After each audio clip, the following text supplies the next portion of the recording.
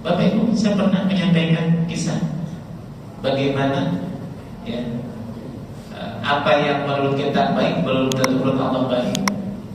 Apa yang menurut kita buruk belum tentu menurut Allah buruk. Khususan sama Allah. Kisah siapa? Sa'labah yang datang kepada Rasulullah. Orang yang baik, rajin ibadah, sholat gak pernah tertinggal. Bapak Ibu, sebelum azan dia sudah ada di masjid. Suatu ketika dia datang kepada Rasulullah. Biasanya Sa'labah itu habis sholat dia pulang saja, gak pernah berdoa, gak pernah zikir. Ditanya kenapa gak pernah doa, gak pernah berzikir. Kata Sa'labah, bukan saya gak berdoa Rasulullah, bukan saya gak berzikir, saya harus segera pulang dulu. Kenapa? Istri saya juga mau sholat, kain saya harus ganti. Rasulullah memakluminya.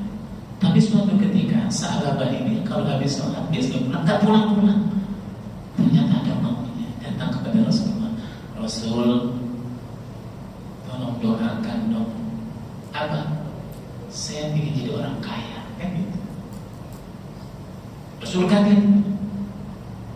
Sa'labah sepertinya muka cocoknya jadi orang miskin, kan gitu. Cocoknya jadi orang miskin. Pulang, jangan kita ambil orang kaya. Rasul berkata begini, Sa'labah, kenapa kau minta orang kaya? Belum tentu kalau jadi orang kaya itu baik menurutmu, kan gitu. Kata beliau apa? Qalilun tu'addi syukrukan khairun minal katsir alladzi la tu'ti. Sedikit memang yang kau punya ini, tapi kalau engkau mampu mensyukurinya itu lebih baik daripada banyak tapi engkau tidak mampu memikulnya harta yang banyak itu. Belum tentu baik. Sekarang sholat bisa berjamaah, gak pernah. Di saat Allah panggil, awas ya, kau sangka kau merespon semua panggilan Allah. Kan kau gak punya beban, gak ada pahala. Udah, miskin, baik, sabar, pulang. Keesokan harinya datang lagi, minta doa lagi, sampai 3 kali. Akhirnya Rasulullah setelah melihat ini orang 3 kali itu serius, ingin jadi orang kaya, soalnya didoakan. Kalau Nabi sudah berdoa, gak ada yang tertolak. Berawal dari 2 pasang kambing yang dipeliharanya, jantan betina. Setelah didoakan oleh Nabi begitu, itu kambing punya Sa'labah beranak pinak cepat seperti beranak pinaknya cacing, katanya. Jadi di mana ada kambing di jalan, oh itu kambingnya Sa'labah. Jadilah juragan kambing. Apa yang terjadi? Rasul kalau habis sholat kan suka menghadapkan wajahnya, melihat siapa yang gak hadir sholat berjamaah. Gak lihat batang hidung Sa'labah ini kemana? Biasanya yang orang habis sholat sebelum azan saya sudah ada di masjid.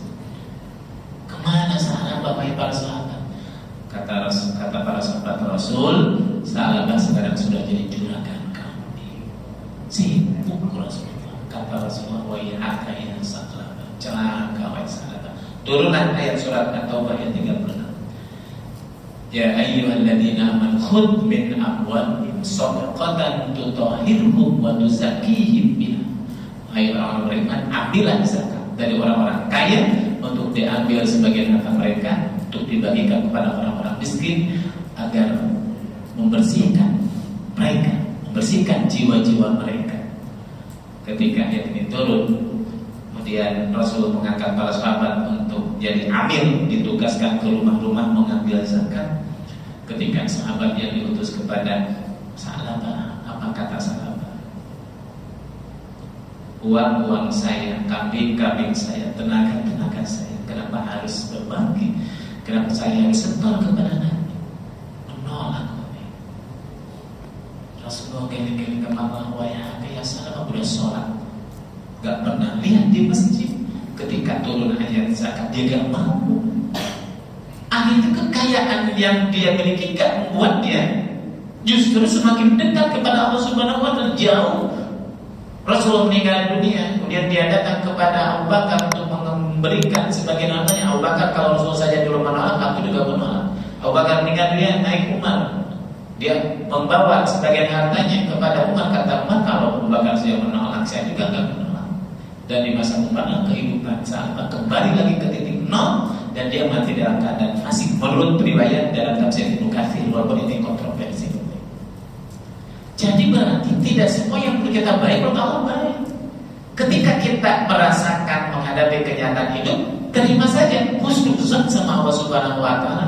Oh, mungkin kalau seandainya saya diberikan kekayaan yang banyak, belum tentu menjadi orang seperti sekarang ini. Allah tahu. Buat apa kekayaan banyak kalau seandainya membuat saya jauh dari Allah?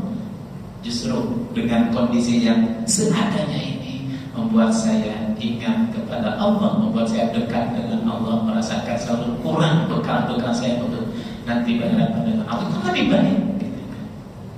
Yang penting apa? Terima